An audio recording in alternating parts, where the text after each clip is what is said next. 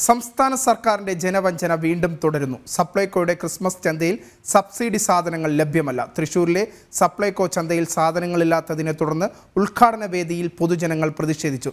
ഉദ്ഘാടനം നടത്താതെ മേയറും തൃശൂർ MLAയും മടങ്ങി. സംഭവത്തിൽ സർക്കാരിനെതിരെ രൂക്ഷ വിമർശനവുമായി തൃശൂർ മേയറും രംഗത്തെത്തി.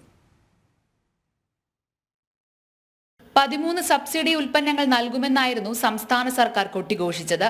എന്നാൽ ആകെ ലഭ്യമായിരുന്നത് 4 ഉൽപ്പന്നങ്ങൾ മാത്രം.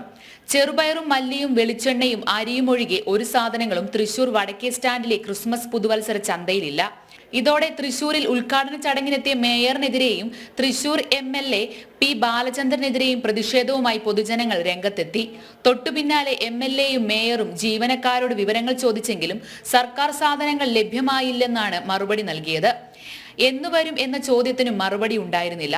ഇതോടെ മേയറും MLAയും ഉദ്ഘാടന ചടങ്ങിൽ പങ്കെടുക്കാതെ മടങ്ങി.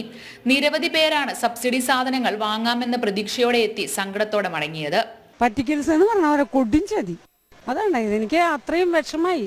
കാരണം ഞാൻ കിട്ടുന്നുള്ള പ്രതീക്ഷയോട് മുളക് കിട്ടുന്നുള്ള ഇന്നലെ ഉണ്ടോയെന്ന് ചോദിച്ചപ്പോൾ ഉണ്ടാവുന്നല്ല, ഇവിടെ ഉണ്ടാവും എന്നിട്ട് ആ മുളകിന് വേണ്ടി മാത്രം വന്നതാണ്. മുളക് കിട്ടും, പരിപ്പ് കിട്ടുന്നുള്ള ഒരു ഇതോട് കൂടിയിട്ട് ഞാൻ വന്നത്. ഞാൻ തൊഴിലുറപ്പ് പണിക്ക് പോണതാണ്. അപ്പം അത് കാരണം കൊണ്ട് ഇവിടെ വരുന്നപ്പോൾ എന്തെങ്കിലും സബ്സിഡി സാധനങ്ങൾ മേടിച്ച് പോകാമല്ലോ എന്ന് വെച്ച് വന്നത്. ഒന്നും കിട്ടാതെ വന്നപ്പോൾ ഭയങ്കര ഫീലിംഗ് ആയിരുന്നു. അരി മാത്രമേ കിട്ടിയുള്ളൂ, സബ്സിഡി ഇല്ല. ചെറുപയറിനും മല്ലിക്കും മാത്രമേ ഉള്ളൂ, മറ്റൊന്നിനുമില്ല. അരി മാത്രമേ വാങ്ങിയുള്ളൂ. വിഷയത്തിൽ സംസ്ഥാന സർക്കാരിനെതിരെ രൂക്ഷ വിമർശനവുമായി തൃശൂർ മേയർ MK വർഗീസും രംഗത്തെത്തി. പട്ടിണിപ്പാവങ്ങളെ വെയിലത്തു നിർത്തി സാധനങ്ങളില്ലാതെ മടക്കി അയക്കുന്നത് വലിയ തെറ്റാണെന്ന് മേയർ പറഞ്ഞു.